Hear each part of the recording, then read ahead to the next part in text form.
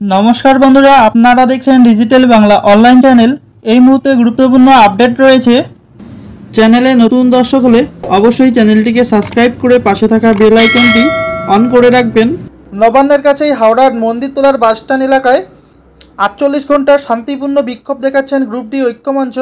সেই বিক্ষোভকারীদের মঞ্চে পৌঁছে যান বিরোধী দলনেতা শুভেন্দু অধিকারী।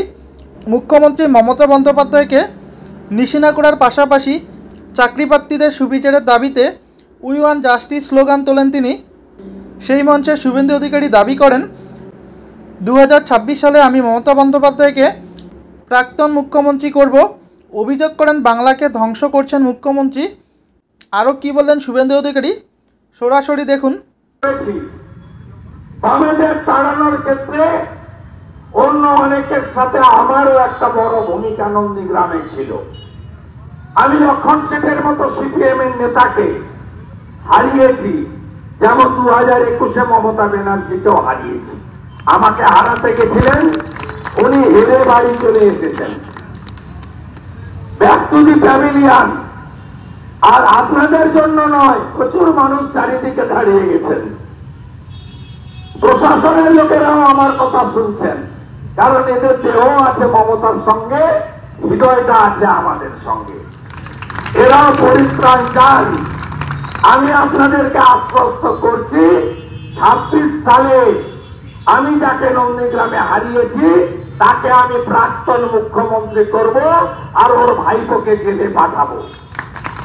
আমি আপনাদেরকে কথা দিয়ে যাচ্ছি, আমার কথা রেকর্ড করে রাখুন।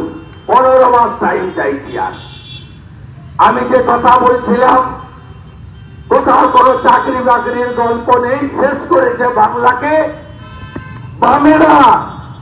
51টা কর্ম বিনিয়োগ কেন্দ্র করেছিল।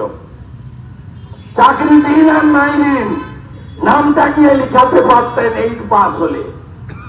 এই মুখ্যমন্ত্রী বেকার বিরোধী মুখ্যমন্ত্রী, মেধা বিরোধী মুখ্যমন্ত্রী, শিল্প তাড়ানো মুখ্যমন্ত্রী পশ্চিম বাংলায় 51টা কর্ম বিনিয়োগ কেন্দ্রে তালা চাবি লাগিয়েছেন।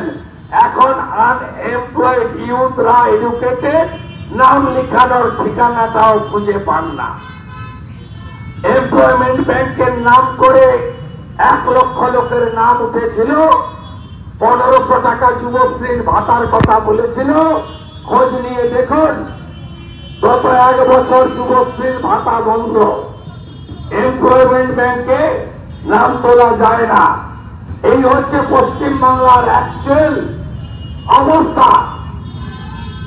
আমি আপনাদের গ্রুপ ডির এই আন্দোলনের অতীতটা একটু জানি বলেই বলছি, কারণ আমার সঙ্গে ধর্ণা মঞ্চে যেমন মাতঙ্গিনী হাজরার মূর্তির নিচে আপনাদের দেখা হয়েছে, তেমনি আশিস সহ আপনাদের ভাই বন্ধুদের সঙ্গে, কখনো কৌস্তব বাগচির সঙ্গে, কখনো ভাস্কর ঘোষের সঙ্গে আমার অফিসে একাধিকবার আপনাদের অনেক মিটিং হয়েছে।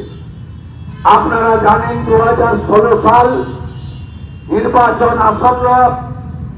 একদিকে বাম কংগ্রেস জোট, বিজেপি আলাদা, বাম কংগ্রেস জোট আলাদা, তারা পরিবর্তন চান। অন্যদিকে মমতা ব্যানার্জিকে ক্ষমতায় আসতে হবে। তিনি ঘোষণা করলেন যে 60,000 গ্রুপ